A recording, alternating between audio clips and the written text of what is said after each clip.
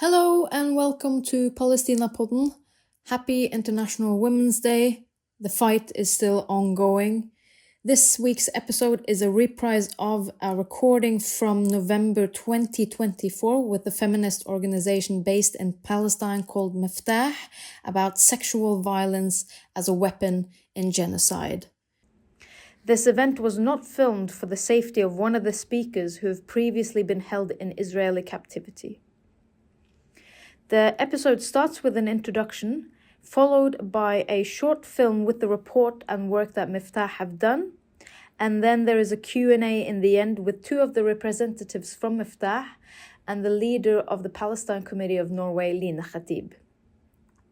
Beware that what you're going to hear is heavy and might be triggering, but we hope that you'll benefit from the knowledge of these stories that are told and become aware of the brutality that the Israeli government is forcing upon the Palestinians.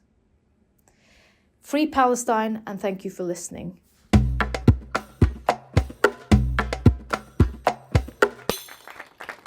Hi everyone, thank you all for joining us. Like Lena said, my name is Khadija. I'm here with the organization MIFTAH. We're a Palestinian NGO that's been around for about 25 years now.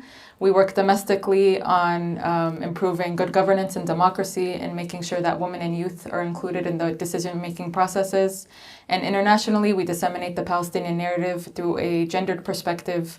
So we focus on how Israeli violations affect women and youth in gender-specific ways.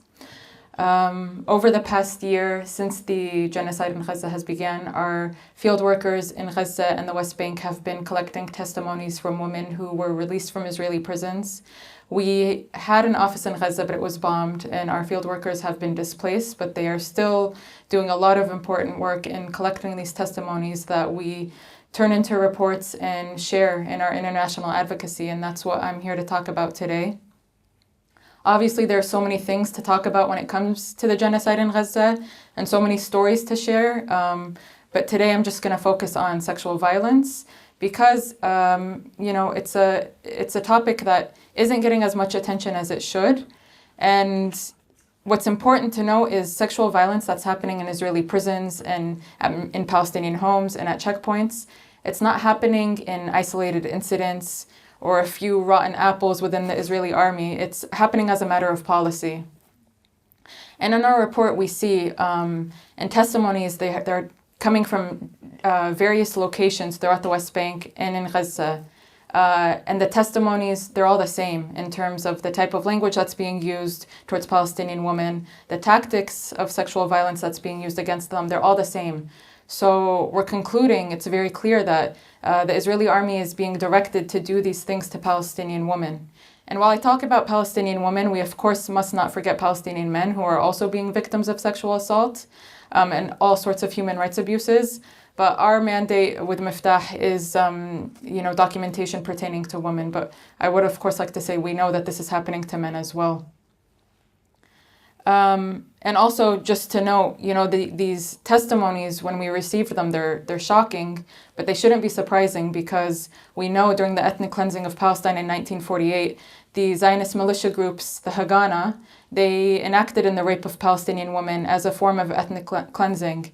And the Haganah that later turned into the present-day IOF, the Israeli Occupation Forces, so it's very much embedded in their history. And in who they are. So it's not a surprise, unfortunately. I'd like to play this video that we made based on the testimonies we collected. Here it is.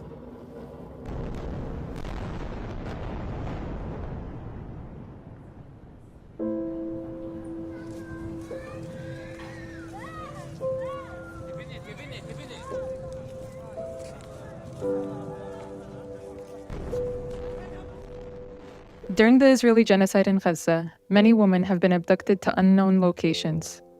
Israel has also accelerated its mass arbitrary arrest in the occupied West Bank during the same period. MIFTAH has collected testimonies from several women following their release from captivity. Here is what some had to say about their horrifying experiences.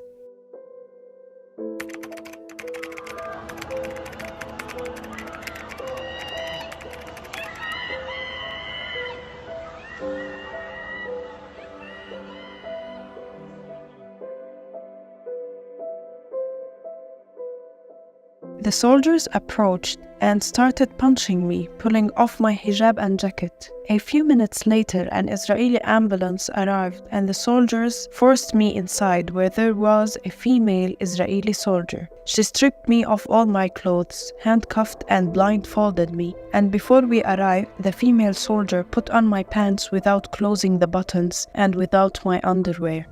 The soldiers told us in Arabic, "We are going to bury you alive here." The soldiers lifted the blindfold and showed me pictures of me on a mobile phone while I was being beaten in front of naked men. He said, "I am going to post these on social media. You are a single woman taking pictures with naked men. What are you going to do about it?" A month before the war started, I had a C-section and my incision reopened from all the beatings on my stomach. They ordered my uncle to beat me, telling them if he didn't do it, they would. He refused, so the soldier beat me instead. He was dragging and shoving me until I was inside the jeep. There they beat me again before he closed the door while my brother, uncle, and his children remained outside. He put his hand on my shoulders and started to scream. Then the soldier and female soldier began to make strange, lewd sounds, so my family would think I was being raped. He then asked me, "Are you a virgin?" and started laughing. "The soldiers can always check," he taunted. They tried to touch me and put their hands on my private parts. When I asked them to give me back my hijab, at first they refused, and then one threw it at me saying, "Here, take it, you terrorist." I had 2 gold necklaces at the time, and a pair of earrings, and 150 shekel, which they all stole from me. There was a surveillance camera in the cell, so if any prisoner wanted to go to the bathroom or to shower, another prisoner would stand with a sheet in front of her so they would not be filmed. We were kept there for 1 week, and we had no contact with anyone, not even a soldier. Even the food was delivered through a small slot in the door of the cell.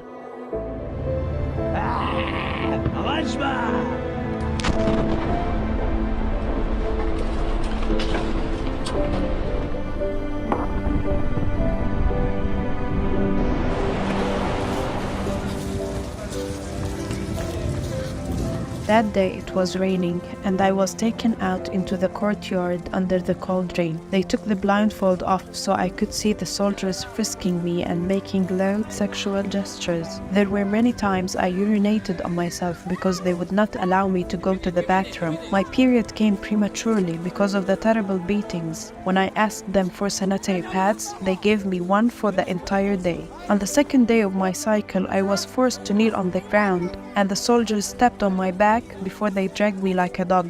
One of the soldiers took off his shoe and hit me in the face with it, and then started to touch my body harassingly.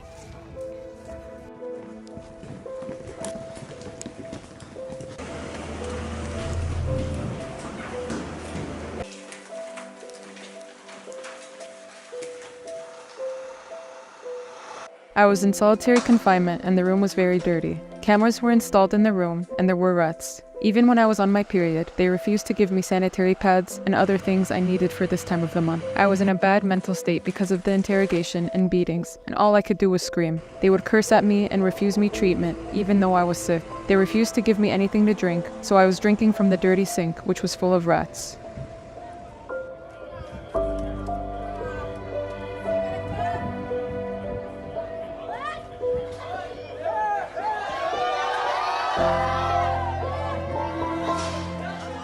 After October 7th, new prisoners were brought in. They told us they were all strip searched, even if they were on their period. They would make us squat and cough, supposedly to make sure we didn't have anything hidden inside our bodies. Everyone was beaten, and our hijabs and clothes were confiscated.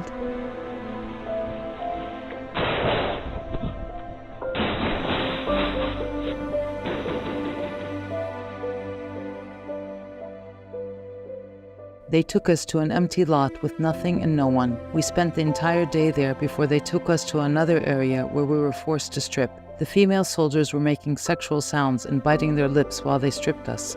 The male soldiers were peeking at us while they were shackling our legs, laughing and cursing us, and using suggestive language about our honor and our private parts. They were also making sexually harassing movements in front of us. One method of torture they used during interrogation was to force us to kneel on the ground while the female soldiers would ride on our backs. They would make a heavy female soldier throw herself on us.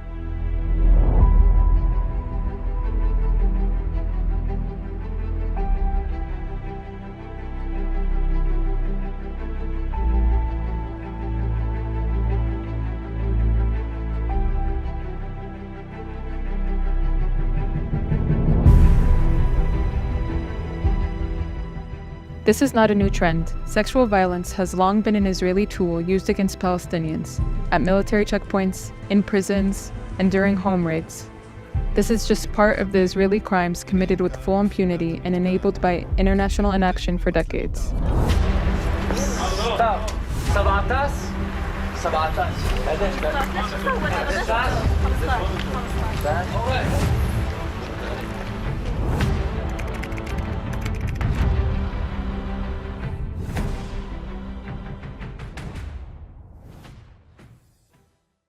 From the testimonies we collected, there are a couple of themes that are present in all of them across the board. The first one, during the arrest, when the female prisoner is being arrested from her home becomes a site of control in every sense of the word by the Israeli army. Meaning, an Israeli soldier doesn't just go and arrest the female, the Palestinian female. In the middle of the night, dozens of army vehicles will surround her home. They'll storm her home, breaking down the door if it's not opened for them, and dozens of soldiers will completely raid the home, search every single inch of her home, destroy objects, and just flip everything upside down, arrest everyone that lives there, and they'll take all of the men of that home and put them together. And this happens in all the testimonies we collected, putting all the men together, in the corner of the house. And in many cases, they'll instruct, like let's say it's her father, her uncle, her brother, they'll instruct the man to beat the woman, the Palestinian woman that they want to arrest, saying something like, you didn't raise her, look what we have to take her because you didn't raise her right. You have to beat her in front of us right now. The man will refuse, and so the army will then beat her in front of the presence of all the men in her home. This just, shows what they'll do during the raid. But doing the beating, or they'll even take the woman away from the men, and then they'll be in earshot. They'll make sexual noises as if they're raping her, and the men are, they're handcuffed, surrounded by soldiers, unable to do anything to stop it. It's part of a greater tactic of psychological control. Psychological control of men when they raid the home and completely take it over. The man in Palestinian society is the protector of the home and of the woman in that home, making sure that he's not able to do anything. It really is an attempt to, you could say, emasculate Palestinian men. And this happens, in this way, and then also when they post photographs of men stripped down to their underwear and parade them through the streets in Gaza. These are all different ways to psychologically try to break down the society. Another way this happens, these photos that the Israeli army very proudly posted of themselves holding the lingerie of Palestinian women as trophies almost. And anyone who knows anything about Palestinian society, it's more conservative. Women wear hijab, jilbab, whatever it may be. This isn't something that's public for Palestinian women. So doing this, it's a tactic of slut shaming. And even in videos, they'll say Palestinian women are the sluttiest in the world. It's another tactic of psychological control and trying to break down society and these sensitive aspects. And, like I say, it's an attempt, a failed attempt, but that's ultimately what they're trying to do. And this in itself is a form of sexual assault. Another thing we see is psychological breakdown before the interrogation. Psychological breakdown can happen in a variety of means, beating, starvation, just keeping them blindfolded in a corner for hours and hours before their interrogation. Another tactic is sexual violence as a method of breakdown. And this can happen through inappropriate touching, putting objects, inserting objects into the female prisoner, removing her clothes, removing her hijab, stripping her naked, whatever it may be. These are all different forms of sexual violence that happen before the interrogation to mentally break her down. So Ben-Gvir, the Minister of National Security of the Israeli Army, he created the anti-terror unit. I don't even know the proper name and I don't care to know, but the anti-terror unit in the military, which monitors and surveils Palestinian content, and anything that's seen as incitement to the security of Israel, that is enough reason to carry out an arrest. So since October 7th, nearly 12,000 Palestinians have been arrested by Israel. 11,000 of them are under administrative detention. Administrative detention means there's no charge or trial. They don't know why they're being arrested by the Israeli army. They're not given a reason. They're not actually charged with anything. They're just taken hostage, essentially, kidnapped and placed in prison. And to show you how ridiculous these charges can be, in one testimony we collected, it was from a young woman. She plays a video game online called PUBG, when you play with players from anywhere in the world. And she was playing with a player from Algeria. This woman is in Palestine. She's playing with someone from Algeria who had nicknamed themselves Abu Ubaida. That was the only reason she was given for her arrest and her administrative detention. And she was placed in prison for months because of this, for playing with someone in Algeria. And she was never given any other reason. She was just asked repeatedly, who is this person? Why did they call themselves this? And this just shows you, how they surveil Palestinian, not only social media, but everything Palestinians do online. And they can use any reason to arrest a Palestinian based on that. I don't want to take too much time because we're really honored to have with us today, who herself is a released female prisoner that spent 3 months in Israeli occupation prisons. And her story is a testament to the thousands of stories of women who are currently hostage in Israeli jails. And I'd like to give the floor and space for her to speak about her experience. Thank you.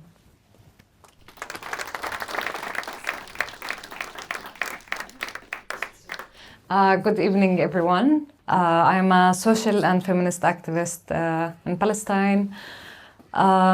Basically, maybe we can go through the journey, maybe not journey, but about the situation in the prison today, specifically at the Damon prison, which is basically the only female political prisoners in historical Palestine. Basically, maybe I start with what happened and how is this also meets the story of other women. I was arrested at the borders of Palestine. As you might know, that it's controlled still by occupation. So on our way back to Palestine, we have to cross the Israeli border, basically, or the border controlled by Israel. And I was detained for around 3 hours. Basically, I was asked just to sit on the chair, and then someone came and he was like, we would like to ask you a few questions. I followed, and then all of a sudden I found myself at the emergency exit with a big military car waiting on me, and with like 1 unit of occupation soldiers. And then they informed me that I'm being arrested.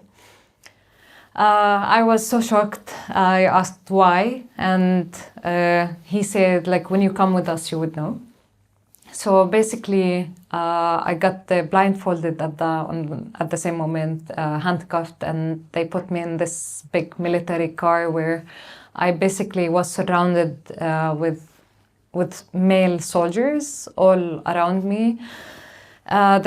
The basically trip started with reckless driving with the most loud Hebrew music in the car, and for me not being able to see what is happening around me with this crazy Hebrew music and the screaming and the reckless driving. I think it was the most scary moment where I could relate when Khadija said that they try to break you basically psychologically before going to the interrogation center. They drove until a military base where I lost the track of time and location, and since that moment I basically disappeared. It was like more like a kidnapping. My family or my friends and anyone couldn't know where I was. They drove to a military base where I tried to see through the blindfold, but I could, of course, know from previous experiences of Palestinian prisoners that they take you to a military base. But where I left on the corner and where the soldiers were playing and ordering food and eating, I really could relate to one of the pictures where the woman was in one of the corner and that soldier is doing selfie or whatsoever. So basically I was left with, for a few hours, I couldn't tell the time. But then another military car came and they drove me to the interrogation center where I was held in a cell first, where it was really small, only cement. It has no windows, only with the door, very dark, and didn't have any light or anything or any toilet. I was held for, I would say, an hour first before they come and strip search me. Then they started to play this game of also breaking, psychologically breaking before the interrogation. So every now and then, first they came and they opened this small window in the door and they asked, like, who are you? What is your name? I was like, dude, you just kidnapped me. I'm sure you know who am I, so I'm not answering that question. And he got so angry that I stood up against him and I didn't follow basically his lead. So then they started to send another interrogators or soldiers, I couldn't tell, behind the door, but they started to make more louder noise with opening and the closing this small window, and started to do more verbal sexual assaults, basically verbally, threatening me like with like we will do this and we will do that, and basically one after another. The next one, he tried to convince me to come closer to the door, and I was like, I'm not moving. So that also increases basically the terms that they were using. Then I was dragged to the interrogation office. I thought that I will be interrogated at least, but under, like, as you might know, under administrative detention, you don't get interrogated. It's just basically, there is a difference between being interrogated by the intelligence and being questioned by the police. And under administrative detention, you basically get a question by the police, and they could ask you anything. In my case, they were just interested to know how I left. I came into Europe through Rome, and then I left through Berlin, and who goes to Rome in February, and it's a pile of rocks, basically. So all of these silly questions, I think they just wanted to spend the time, and also making some fun about Palestinian men, and making comments that if Palestinian women, they were the lead of the Palestinian cause, you would have freed a long time ago, because your men, they come here and we see them crying in the cells. And he started to also to describe like what do they do to men. It's also part of the psychological break that they were trying to do. I was like, I'm not going to engage or answer anything until you tell me also again why I'm here. And he told me like, no need. We're just informing you that you're going to be under administrative detention and you're going to the prison. So in the first few minutes, I knew that I'm going to be under administrative detention with no basically court, with no hearing, without any basically court decision. It's a military order. And just a background, there are two kinds of prisons in Palestine and historical Palestine. And it's very ironic that I'm, as a Palestinian who has West Bank ID, I cannot travel to historical Palestine who's under the Israeli now occupation, like Haifa, for example, but they can actually kidnap me and drag me from wherever I live to basically to go to Haifa, like to the prison, and all of a sudden it's legal.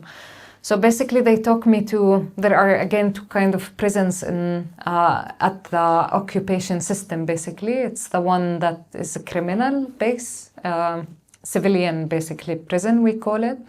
It's for the people who stole, who, I don't know, for had the problems with anyone. It's a criminal base, and the other prisons is the political prisons for Palestinians. Usually the station that Palestinian female prisoners, they bring them to is a civilian inmate, like male's prison, basically. And this station, every single Palestinian female prisoner, they pass before they bring her to Ad Damoun prison. This prison where basically it's the hardest thing when they bring you from the military base or interrogation base until you arrive to the prison. I think it's the chance for soldiers. Basically no accountability. They know that they could get away from anything, and mostly there is no cameras, or you could not prove, even if you prove, they will not held accountable. So basically it's the hardest hours because you know that you will get beaten up basically. In that station before arriving to Damon, I was verbally and physically abused by the male guard. I was strip searched in front of a male civilian inmate who was watching me because they strip searched me in a cell basically at the entrance of the prison where you could see through it. That cell, it didn't have anything, and no blankets, no mattresses, nothing. It was so cold, and they also took my coat away from me, and because the reason for them that they needed to beat me up because I wasn't really learning a lesson and I wasn't polite enough, so they make me I'm just quoting from their word, they want to make me more basically more polite, and that's when I basically stood up against the female soldier who was strip searching me, and I complained that there was a man watching me. So then that male guard, because I got in a fight with the female soldier, he came and he started to beat me up, and he told me that they're gonna upgrade me and send me to another cell basically. And then I discovered in our way, underground, they took me to a section of male inmates, basically. I was surrounded around maybe, I would say 50 inmates with orange overalls, basically, and security guards, not security, it's the occupation, basically prison guards. And I think that was the second moment where I was like if something happened, I don't know what I should do or what's gonna be happening, because the moment that they opened the section that belongs to the inmates and I was the only female in there, I didn't know what to do. But then they put me in a cell that is part of these male section. I would like to describe the cell. It's I'm not sure about the measurement, but it's around 2 meters by 1.5 meters or 1 meter, and it contains one Arabic toilet, and basically it's full of pile of food. It has the worst smell I have ever smelled in my whole life, and believe me when I say it's the worst smell. I was born and raised in a refugee camp in Bethlehem, so it's really the worst smell ever. The walls, it has poops all over, 3 mattresses, 1 blanket, all of it was peed on, and 2 surveillance cameras in 2 corners. So even if I want to go to the toilet with the 2 cameras, let's assume that there is no way I could see the toilet. I complained, they told me, knock on the door, we will come and take you. Of course, it didn't happen. 9 hours later, they showed up to take me to the toilet, which caused also another medical problems in the kidneys after. But also another way of, because we're talking about sexual assaultation, I had in the cell next to me, because the cells, it belongs to the male section, I had someone who's kept basically screaming the whole night, non-stop. And this is the other female prisoners also, they told me the same story happened with them. Next to me, someone who kept screaming with the most basically slut-shaming terminologies, the whole night. The whole night he kept going and he did not even stop. So this has prevented me from my sleep, and this is part of basically from them as a policy to break you completely before arriving to the prison. Arriving at the Damon prison, basically we have to talk about not only about what happened with sexual assaultation. I have several testimony from the cellmates that I was with, the other Palestinian female prisoners who's still in the prison. One of them, she's a mother of 6 children, where at the interrogation they were basically telling her that they're gonna kill the 6 of children if she does not confess. And she was also telling how, because they arrested her while she had a 4 months baby, and she was sharing that how the milk basically was like she was breastfeeding her all the time, and all of a sudden she's in interrogation that it will appear front of them, it's on her clothes, and they will start to make comments about it, to make fun of it, and how they saw, like they seized her basically hijab, and they start to make comments about her, because she also, her husband is under administrative detention. So the 6 children today, they are without the presence of their mother or father. And they started to make comments about that her husband in the prison, that she could go with any man, and she is sleeping with any man basically, and so she could go with one of the interrogators to their homes, and also coming closer to her, trying to opening her legs and like coming in between, touching her hair and trying to come closer even to her face, closer to her face, and spitting. And she was describing there is no way on earth that someone is spitting as natural. Like they must be having trainings in this, because it's unbelievable. The other also stories that one of the girls, she told me that we have to also think about the Palestinian prisoners, that with sacrificing a lot of hunger strikes among the history, the situation in the prison got better. So a lot of previous prisoners, they describe the situation now as it's in the 60s and 70s. We have to understand that all of the benefits that the Palestinian prisoners they had before, it came along with a lot of hunger strikes and sacrifices and a lot of blood. That's why it's got better. But now they seized everything. And in previously the squats, like for female and coughing, it was not allowed for political prisoners. Now they are using it again. So one of the female prisoners, she shared with me that she had her period, and she told the guard that I have my period, and she's like, no, you still have to squat and like cough. And when she did that, and then she saw the blood, she started to make fun of her and like with like her periods. Like she said, it's one of the most like hardest moment for me, that I couldn't even stand up like for my dignity and for myself. Another story is also like that I personally went through. One of the female guards, while let's make sure that when they blindfold us, because at the prison it's like both in our hands and our also feet, and they blindfold us whenever we want to go to what's so called the clinic. It's a butcher, it's not a clinic. To the lawyer visit or to our court hearings, they do this. Although that like I'm not even exaggerating. Like the court is, and any facility in the prison, it's like that door away, like basically, and they basically again use all of these behavior in order to break you. And this is, I think, what prisons were made to break your soul, not only your body.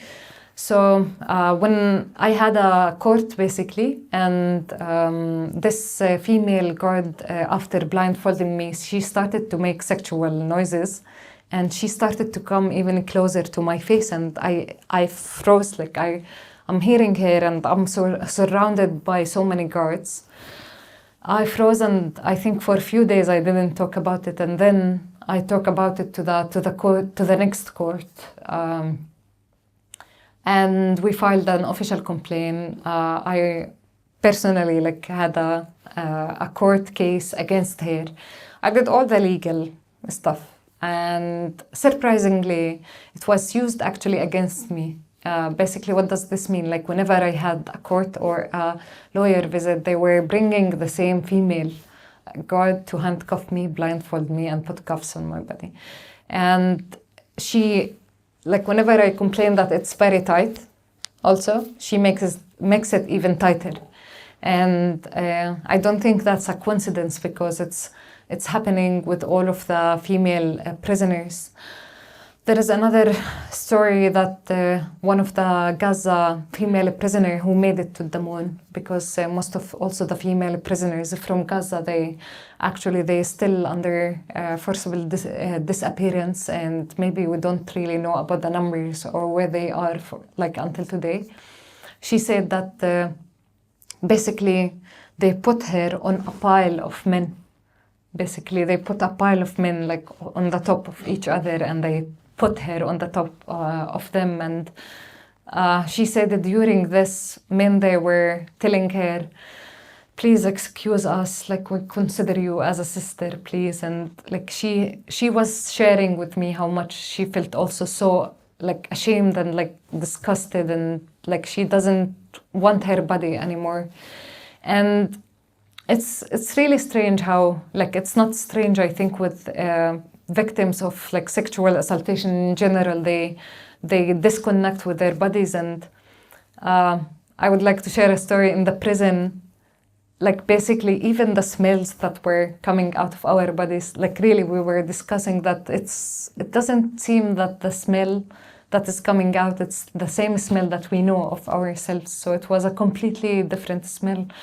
The way that they also used periods against us, women who were pregnant also, the way that they treated them, it was basically, I also would like to share one of the stories of the pregnant women who she kept complaining that she's losing weight. Like women in the prison, they lost between 8 to 35 kilos. And one of the women, she was the pregnant woman. She was in her 7 months, basically.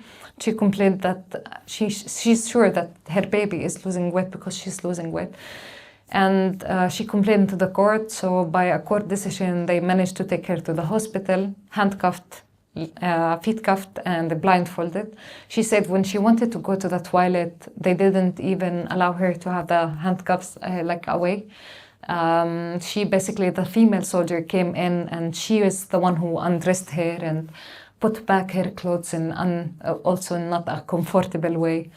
And the moment that they arrived hospital, they basically didn't even have the feet cuffs away or unlocked. They basically carried her and like put her in the bed in a very harsh way.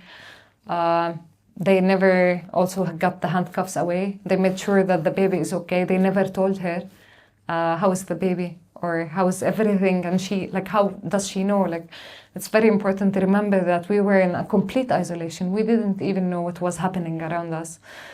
23 hours in our cells, basically. Whatever is happening around, when the sirens goes on, the guards, they come and tell us, we have a Jewish holiday today, so don't make any noises. And then the sirens starts, all of a sudden, no guards in the prison, they go to the safe room, basically, and we were left alone. Of course, it was an awesome moment for us because at least we could speak to each other through doors, but this is how much we were completely isolated. We thought, okay, maybe it is really a holiday. But again, how the legal system works against you. With the pregnant woman, for example, the prison sent to the court that we asked her what vitamins does she take. She said, I don't know. And she's a liar. Her baby is okay. It's still the same weight. She's not losing weight. I mean, her baby was basically got the whole nutrition from her bones and her body, because she's the one who's losing weight, and for them, no, here is the evidence that the baby weight did not change. And with regard to, also this moves me to food, for example, when the occupation in the prison, they realized that most of Palestinian female prisoners, they don't have their periods anymore because of the food and because of everything, because of the cold. We didn't have warm clothes. They start to we were not prevented from having any seasoning or salt on our food. No salt, no sugar, because they thought it was a privilege to have any of them. Sorry. So basically what they did, they started to put شو يعني كرفة? Cinnamon. They started to put cinnamon with chickpeas. Because cinnamon basically is a natural thing that brings the periods. And it was the most disgusting thing I have ever eaten. And but yeah, this is how they thought that they are treating kind of like medical even issues at the prison. For the other medical issues, whatever you have, like we had one of the female prisoner that she twisted her ankle. She went to the clinic and they told her, you're not drinking enough water. But usually this is the answer that you get, whatever you have. Like after the prison, I started to have migraines and I had like severe pain. And when they took me to the clinic, because they didn't want to take me because I'm under administrative detention and I'm being considered as not sentenced yet. So I'm not allowed to be treated. So the girls somehow went to a like really strong strike, so they could actually take me to the clinic, and we managed to arrive to the clinic. And then he told me, "You're not drinking enough water." I was like, "No, I actually the only thing is drinking, although it's disgusting water and the color is completely white. I'm not even kidding. It looks like ouzo arak if you wanna just to be close like to how it looks like, but." It's full of, I don't know what, but it's not drinkable. But we were drinking a lot of water because we were hungry. So I was like, no, I'm drinking enough water. And I was like, you're not sleeping enough. It's like, no, I'm sleeping enough. Because I want to go like further with like excuses that he will give me. And he's like, oh, I know what is happening. You're thinking a lot. You need to stop thinking a lot. So basically that was the treatments that they were offering. And it's all the time. They lie also to the court, like with my case, they told the court that we offered her medical treatment and she refused. And this also really implemented on other also sexual acts by the management of the prison itself. I remember like so the 3 months, I spent the whole 3 months with the same underclothes. Because there was no underclothes, there was no socks, there was no clothes at all. I remember one of the time because we kept asking for underclothes, the management of the prison, he came literally with a basket of bras and underclothes basically. And he started to pick and choose colors and the sizes for each of the cells basically for the prisoners. And for us, it was like no, our dignity is also, we're not also allowing you to deprive us from our dignity. So we basically threw them away, or we didn't even allow him to bring it to us because the way that he was touching the underclothes and the breast was so disgusting. And even the way that they brought us clothes, they would throw them in the middle of the prison and they ask women to come and like choose, and it was the clothes that they brought us. It was from Al-Ashbal, which is the younger, basically Palestinian prisoners who was under 16. They used to be in the same prison, but different section. So whatever left over, like one of the t-shirts that they put, it was full of blood. So it was belonging to one of the young Palestinians who got arrested, and apparently he was injured. So this is the kind of clothes that they were bringing to us. And I think today it's much really, I would say worse than when I was in the prison. Not only regarding food, the amount, they seized the shoes, for example, today the prisoners, they don't have hairbrush, they're not brushing their hair, and basically they don't have toothbrush. They seized even the needle, which was a big thing for the Palestinian female prisoners. And I remember as like the needle is so important because when they seized our shoes, basically they gave us a plastic slipper, and this plastic slipper started to get broken basically, and we used the needle basically to sew it with like our hands basically. So they also considered the needle as their basically enemy. And I remember one of the night ambush that we had, because they used to come a lot to ambush us, although there is nothing to see, like we don't have tunnels, or we were all the time joking about it, like you're coming with a full guard and arm basically unit to search for what, like you strip search us so many times before we come into the prison. Anything that exists in the prison, it's basically under your eye, and all of a sudden you do night raids on our rooms, and like sometimes they would spray pepper basically in the faces of the Palestinian female prisoners. We had so many old women. It's very important to mention that they really need medical basically help. They have heart problems, they have blood pressure, they have also diabetes, and none of like the medical check or the food or anything is met. And we're not saying this only to sit here and like just to raise the awareness, or to consider this as a place to share my feelings as a way of therapy or anything. I think it's beyond that, because we believe in the power of people. Like I remember we were completely isolated, and one of the time we heard that students at the U.S. universities, they basically managed to cut the fund over like to the Israeli companies, and there was a lot of demonstrations, and I think that was for us a light of hope. And we all the time when we heard about the demonstrations and what people are doing, it was doing something to us. And that's why we don't want to consider this space as only of increasing awareness. We're looking for, or personally I look for beyond that, because the voices of us, to be honest, is not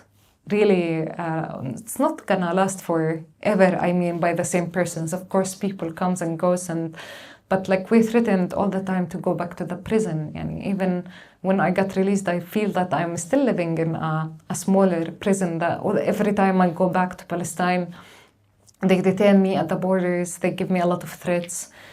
And it's the same with the other Palestinian female and male prisoner. They use collective punishment against us, and like this is what we need to keep in our minds, that we have, like, we're not on the same page, and it's with all the system in the world, it made us different people with different privileges.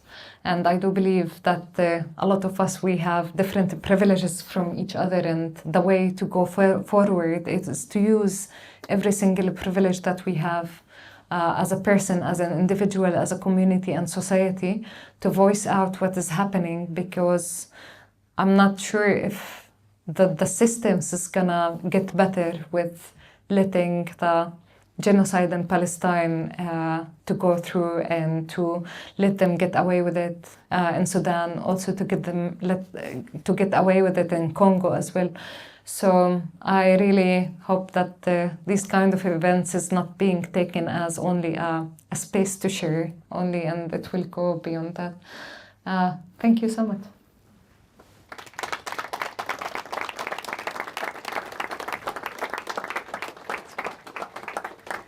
And with that, we'll open up for a Q&A. And I don't know if you have seen demonstrations in Norway and arranged. It's a very active crowd here, but we also need people to know more and understand more. And I think the level of, you've been speaking about different methods of breaking people mentally and psychologically, and I think also the massive destruction and the mass killings is a way of breaking down our mental capacity living abroad. So to meet you, have you here, listen to you, it's really important for us as well.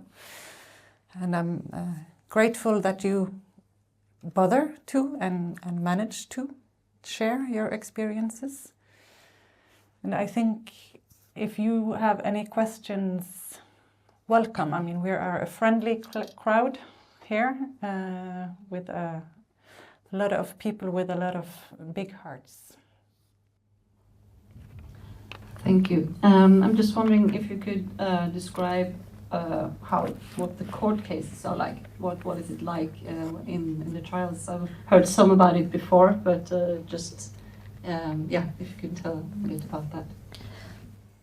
I can talk about administrative detention.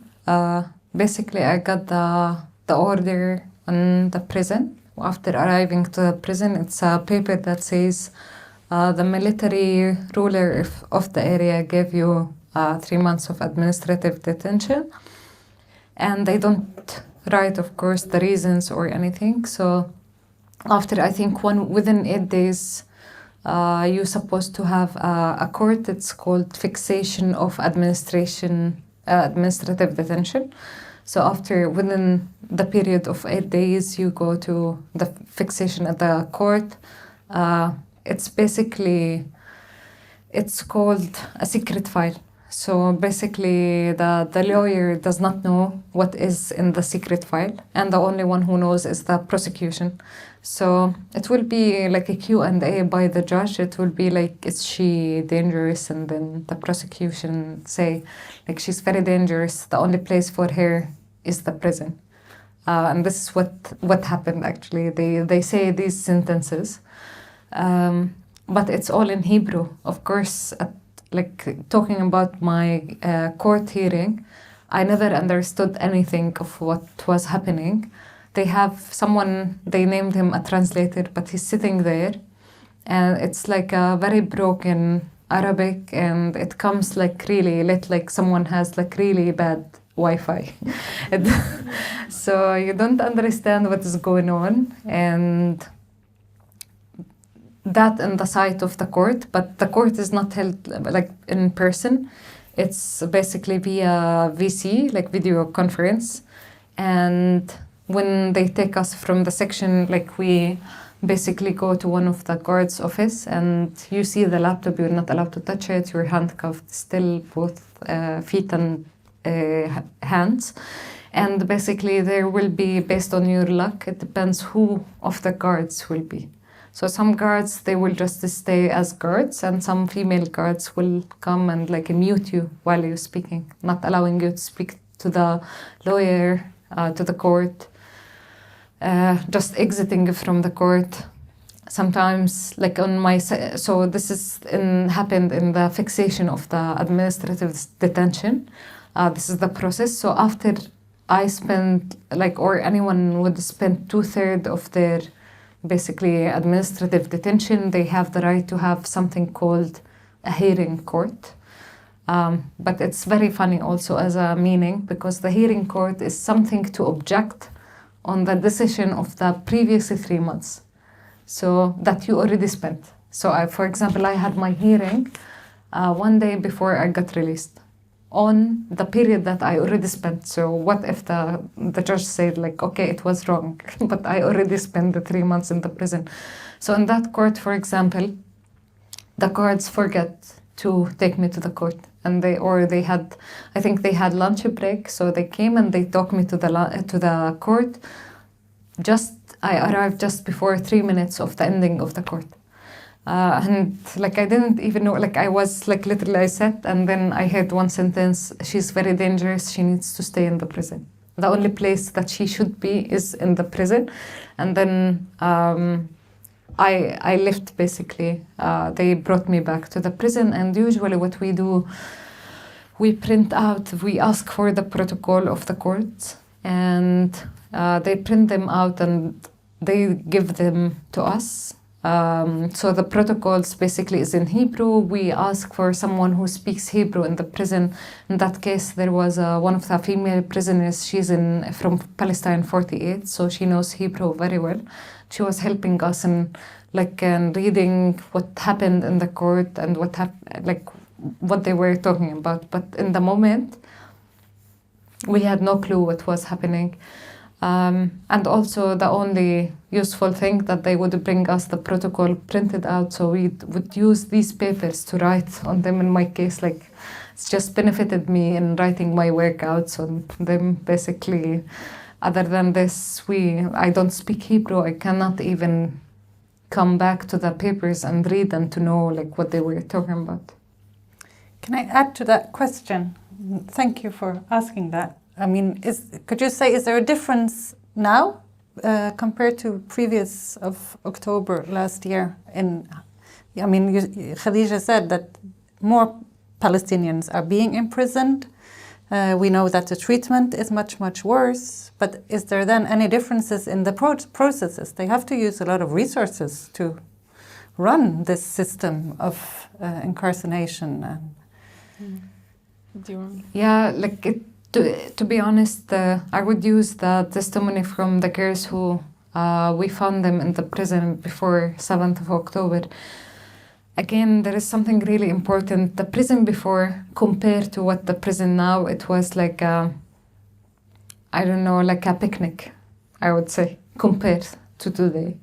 But anything, privileges that they had in the prison, again, it didn't come on a golden plate. It was basically the Palestinian prisoners, they took it out from their mouths through hunger strikes, through a lot of sacrifices. So the Palestinian prisoner movement inside the prison, they did a lot of movements in order to have like these rights from them, as for example having the oven, the plate oven that you could cook, and they did have this. They did have radio, TV, and they had family visits. They could actually, their families could enter.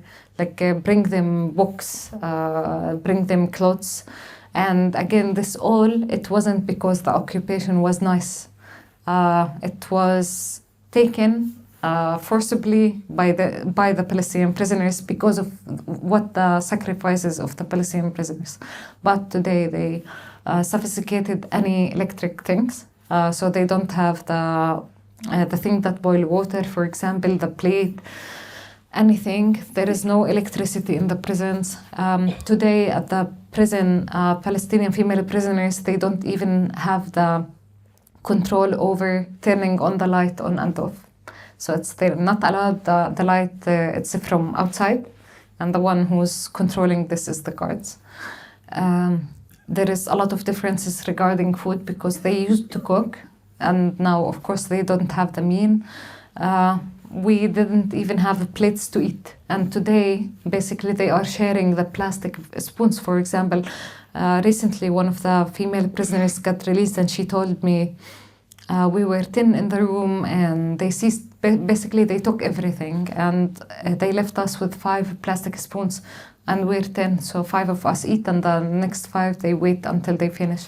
So it's like completely different, with also blankets. And I just because I witnessed, it was also a hard time where the number of Palestinian female prisoners got increased from 62 to, I think when I left it was 78.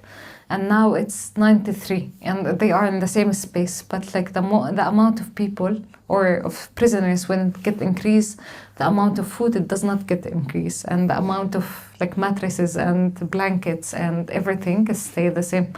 And that's how also Palestinian female prisoners, they ended up having one underclothes for each one, because before they have many, but then they stopped distributing underclothes and clothes for people, and they had to share with each other.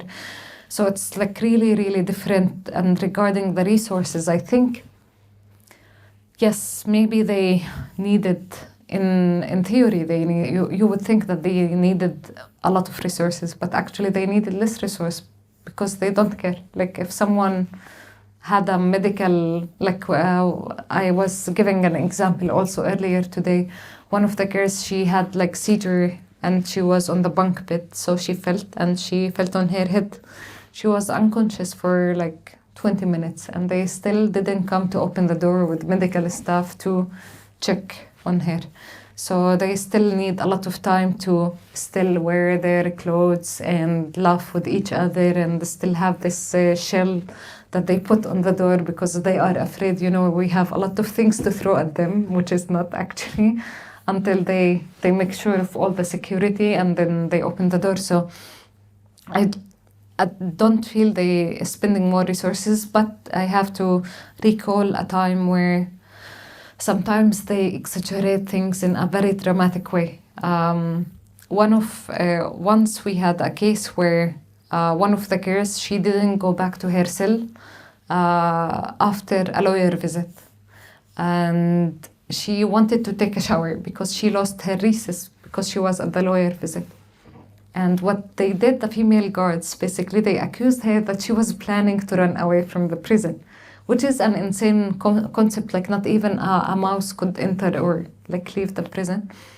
So they started to have different measures. This is, for example, exhausted them, and they had to go back to the normal measures, because what they started to do, if they wanna, like the guards, they come in the morning and they open the doors for the two of the cells that they have recess, because we're not allowed to no more than 15 Palestinian female prisoners inside the recess space. It was not allowed, so only 2 cells by a time. So basically what they started to do, when you leave the cell, and even if you want to go shower and you forget something, you're not allowed to go back to your cell. They close the cell door, and at the end of the recess, they come and they open the door and they count you. And it was a whole like 4 days that it was a hell like for us, because it was so much pressure, so much that you feel that, because this is what we started to feel, that it was also connected to something happening also outside that we didn't know what was happening. But we feel that also everything happened outside, it was projected inside. And today, I think while talking to Khadija, I remembered something. I think she shared with me, like, did you know that there is a space in Gaza that they did it where they take basically people on a tour, like to see Gaza, and it's really the occupation army. Yeah. Yes. Yeah. And I was like, this like ring a bell in my head, like I have seen this before.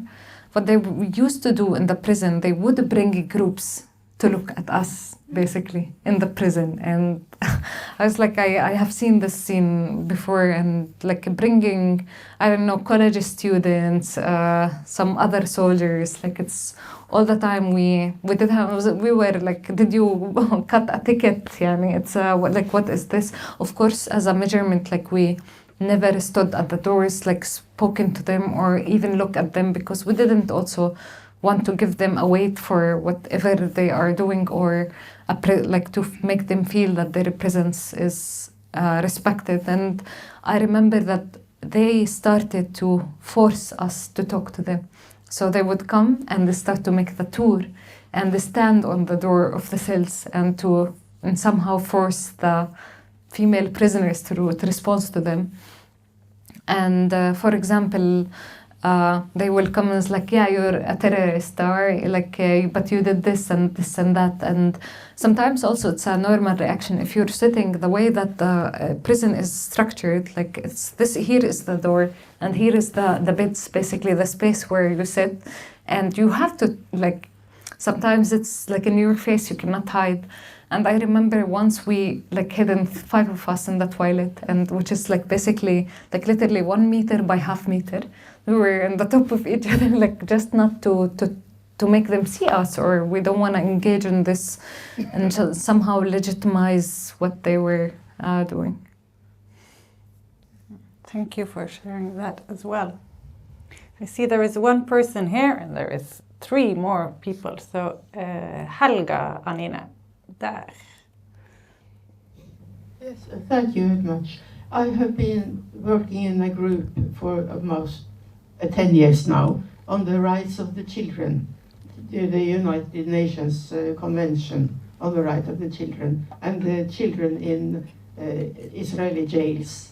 And in a way, this is different, but on the other hand, it is all the same. So, yes, it's very depressing, because nothing has become better. So just the other question, what are we going to do about it? Do you have any good answers to that question? What can we do about it? The military prisons, imprisoning children, women, men without charges. I mean, Israel, this isn't new, obviously, and we don't we know that the story didn't start last year when the genocide began. It's been ongoing since 1948, and activists and human rights defenders around the world have always been championing the Palestinian cause since the beginning, not just recently, because none of these issues are new. You talk about, children imprisonment. Ahmed Manasra, he's, like the face of child imprisonment in Palestine. And when he was arrested, they changed the Israeli law because he was too young to be convicted. So they changed the Israeli law in order to convict him and imprison him. And that was how many years ago now? 12 years ago. And, so none of this is new. We've always for decades been saying, pressure your politicians and make sure they're acting in accordance with human rights law, whatever that means. But it's unfortunately, it seems like it's to empty ears.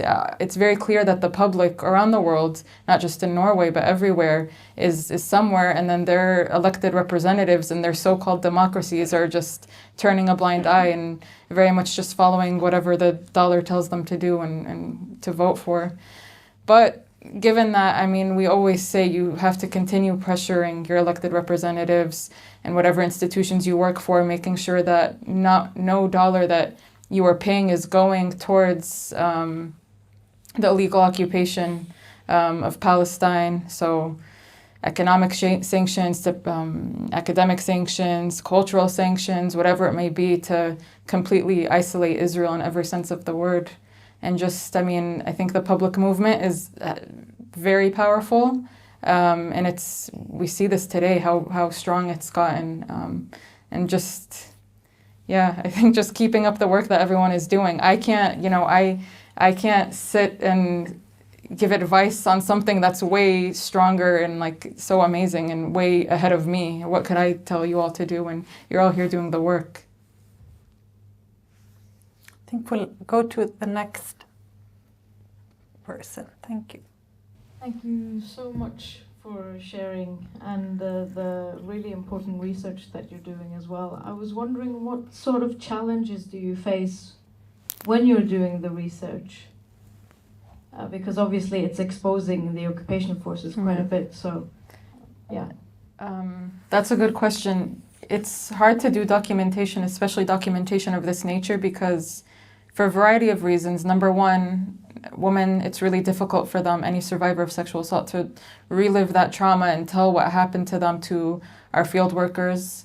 So it's hard from that aspect. And also they don't want to do all this and know that it's for nothing. Nothing's going to happen. No one's going to be held accountable. The soldier who did this to her is not going to be tried and held accountable. So it's, often women, they'd be like, why even bother? For what? And they also unfortunately see that even on an international sphere, elected representatives aren't holding Israel accountable for human rights abuses. So they just find it, why share this story? Nothing's going to happen. And also it's difficult because there is a social stigma associated with sexual violence in Palestine, as many other societies around the world. And so women do fear that if people find out that this happened to them, they could be ostracized from society. They don't even want, their families to know that they were sexually assaulted, because I don't like to use this word, it could bring shame on her. But I will say that, this thinking, it is changing in Palestine, if not has changed. Palestinian female prisoners, like all prisoners, are heroes no matter what was done to them. And Bara, you always say something, if you can, about the shame aspect of it. For me, I'm here in Norway sharing the stories about my prison, but I never actually told my parents about it or my family. And I never shared the stories about the prison because I could share it with basically other people, but I know that my family, they will have their heart broken and they will never forget, and I don't want them to look at me as the child that they want to protect because something is broken. They will be afraid that I'm going to be traumatized all the time. But at the same time, I do feel it's one of the challenges also. It's it is which happened in my case. I complained, I went to legal process and everything, and like they got away. No, but you say something about shame in particular, how we need to reframe how we think. Basically, if there is an Arabic quote, it's called العيب على اللي بيعمل العيب, which is shame is related to the one who's doing the shame, like the act of shame, basically. And basically the one who's, I feel that it's different perspective now, because the group of the families of the female prisoners, of course they freak out about the strip search and everything, and I think it was our role as released female prisoners to tell them, like, look, it's not something that is related to the female prisoner itself. It's not about her. It's about them trying to break her, like, through basically using a strip search or sexual assaults. I do feel that it's changing, to be honest, and my story got released from when I was in the prison by one of the lawyers, for example, and when I got out, actually, my family, who's surrounded by like my family is traditional family. They are very supportive, yes, but at the end of the day, they live among people also. They were so proud of me that I spoke out, and I do feel, but like that challenge is also with this. It's not only for women, but also for men, basically, because when you talk about also men, also they are getting raped. I feel it's even more hard for them to speak about it and what happened, and how they can also get the society to accept it. But I feel it's also there is a different perspective toward sexual assaults, specifically these days, because of the brutality also of occupation. As Khadija said, it's never new.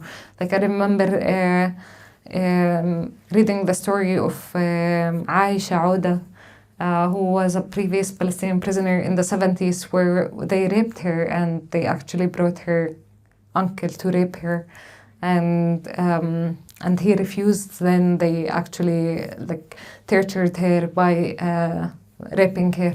So I feel it's an old and new like tool that they are using all the time, but yeah, as Khadija said, it's. I feel also from my perspective, it is changing. Yeah, and I'd like to also just say that we did have a testimony of rape from a woman in Gaza, and of course we assure all these women that we're collecting testimonies from that their identity is completely anonymous and protected, and we don't even specify the location that she is, but she still asked that her testimony be retracted because she was afraid she would either get rearrested if the Israeli military found out that she shared her story, or that her family would find out that she was raped, because she didn't want anyone to know. She disclosed it to a field worker, and so it's not in the report that we published, but it's kind of like an off-the-record thing to share. I want to add a question to that, because now the ICC has finally called an arrest warrant on Benjamin Netanyahu and Gallant, and all the documentation processing that is happening now with the South Africa genocide case against Israel and the ICC court. I mean, do you as an organization, MIFTAH, also contribute with this documentation to the international court system? We do, yes. We submit all the reports that we produce, not just this one, but we did reports on settler terrorism in the West Bank. We have, different testimonies and cases from pregnant women and breastfeeding women, from female journalists who are targeted. We're doing research on digital rights violations, and specific to Gaza is the use of AI weaponry that tracks and monitors and ultimately kills Palestinians. And so all of these cases, yes, we do submit them to relevant international fora. Good. Let's hope they actually listen to it. There is time for one more question, if there are anyone else in the room. Yes, there is one person over there. Thank you. I just wanted to ask, in the beginning of the presentation, you mentioned that often both parents are arrested. I just wanted to know what happens to the children that are left alone, are they taken into prison as well, or are just left behind? So I could talk, You're talking about my friend, or? Because you mentioned Yeah. an example of oh, yeah, the you go mother. ahead. You meant I mean, just in general, like women that have little children that they breastfeed, do they get to bring them along? Or, and also, as a beginning, oh yeah, thank you. Like in general, women that have small children that cannot be left alone behind are being breastfed, or children that are older and stay at home, do they get left behind, or do they get like set? in the case, I can talk about the case of the friend of mine in the prison. The children, they were left behind basically. Of course, she's not even allowed to see them until today. She's not allowed to breastfeed or anything. Also for the pregnant women, I know for sure that they tried the prosecution to offer one of the pregnant women a deal that, okay, we let you out, you go have birth, but you sign a paper that you're coming back after 2 months. So, of course, without the baby. But it's, as far as I know, there was some cases actually in the first Intifada and before where one of the kids, he was in the prison with his mom, the infants, but like for the cases that is currently happening also, I mean, as a mother, this is what I'm referring to the same person she said, because we opened this and we had another cellmate that her mother was imprisoned for 20 years. And she said that she always described that her mother, they dragged her out while she was breastfeeding her brother. So that's why one of the talks that we had in the cell also. So she was sharing that this, like the story of the girl, like the woman, it reminds her of her mother, basically, when they dragged her out of the house while her brother was being breastfed. And then she shared, says, like, I wouldn't like her mother said, I wouldn't like my brother actually to come and my son to come and to live in the cell, because it was not a human place to be lived in. It's not a place that, it doesn't matter if like your mother is there, but your mother should be freed. It's not the opposite, that he comes to the prison and only to be breastfed or to live in this circumstances. And just to speak briefly on the forcible disappearances that happen in Gaza, we have many cases where women are abducted in broad daylight and they have no choice. Their kids are just left alone, and they could be very, very young.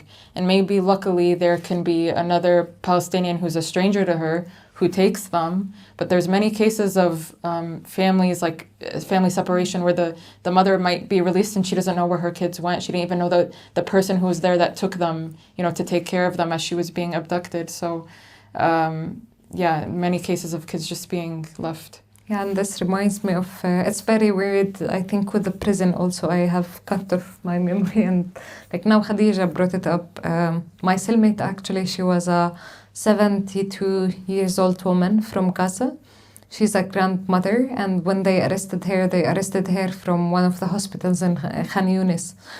So basically she was with her two daughters and the grandchildren. So in total, there were 6 grandchildren. They arrested her and her 2 daughters. And she said that they were the last people in the school, basically. And when they arrested 3 of them, the 6 children, they were left alone. So the first 2 months, this woman, she couldn't even sleep a bit at night.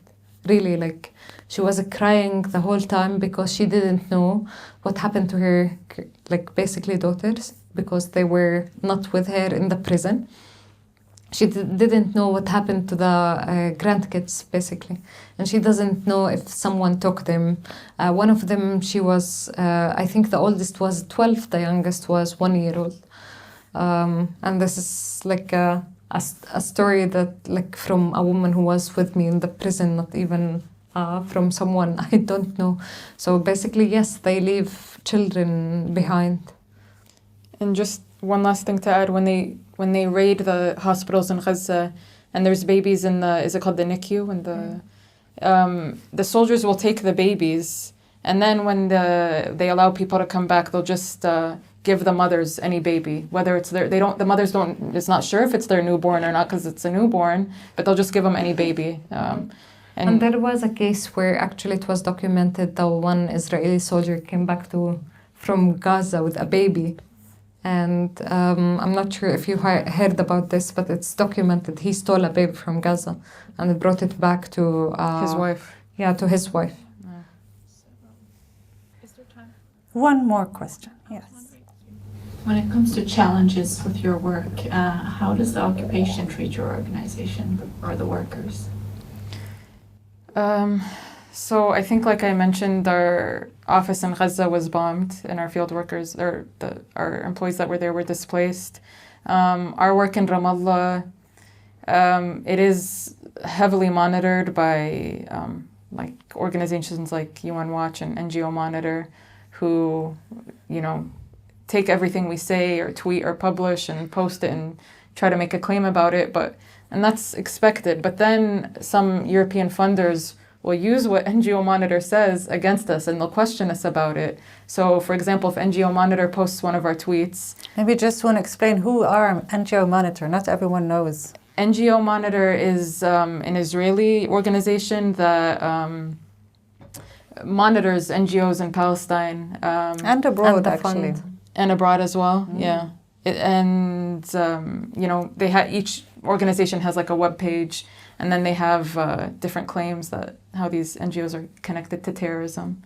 And so MIFTAH, we posted, like just in the past couple of months, 2 tweets that were promoting terrorism by their standards. And, really after they posted this, some of our funders contacted us and they said, can you guys clarify what you meant in these tweets? And are you promoting terrorism? So that's what's most surprising, is that their word is taken as fact. Yeah. I think we'll stop there. I want to thank you again for being here with us, for sharing. And I noticed on the back of your brochures, you have some recommendations what people should do and what civil society and governments internationally should do. Maybe you just want to repeat your recommendations. How? Yeah, I mean, what we're always calling for, there needs to be a 2-way arms embargo. Not only are you not supplying Israel with weapons, you're also not buying them. And the same goes on for dual-use items or any sort of AI technology that's now being developed and tested on Palestinians. There's 4, this isn't in the brochure, I'm just saying it, but 4 AI technologies that are now being tested on Palestinians in Gaza. So it's very expected that these technologies are going to be exported abroad. So not buying into those, as well as any other products. Sanctioning Israel, making sure no settlement products, no Israeli products are entering your country, diplomatic and economic and academic sanctions, holding Israeli settlers with dual nationality accountable for their human rights abuses.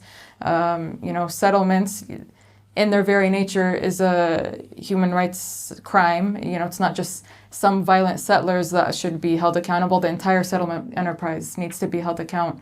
And they're all enacting in human rights abuses by continuing stealing more Palestinian land. I forgot what else we wrote on there, but I think those are the main ones, yeah. Yeah, and then people can look into the brochure. And also, regarding what we could do, I don't want to sound like an incitement or anything, but I feel there are a lot of efforts that we could do. Specifically, Khadija just said it about the dual citizenship. I think there are many also Israeli soldiers with Norwegian. There actually are. And I think this is something that think there should be something to do about it, like regarding someone who's a citizen that also play the card whenever they want. They are an Israeli whenever they want. They are from Europe basically, and I feel it's important to mention that in Palestine, the judge is the enemy, basically, so we have no faith in any legal system. But I think outside Palestine, they're the soldiers that harass us at the checkpoints, the soldiers that raid our houses, that is arresting our brothers and our sisters and our families. I feel there should be held accountable somewhere. This is how we walk a step toward social justice, and not only to share with each other, and like boycott is great and divest and everything, but I think we need also more bold actions that to be taken against individuals. And as Khadija said, it's not individuals, not an individual behavior. It's a complete policies. Whole enterprise. Exactly. That's a very good note to end on. Thank you very much again for being here with us. Thank you for coming. Shukran. Thank you.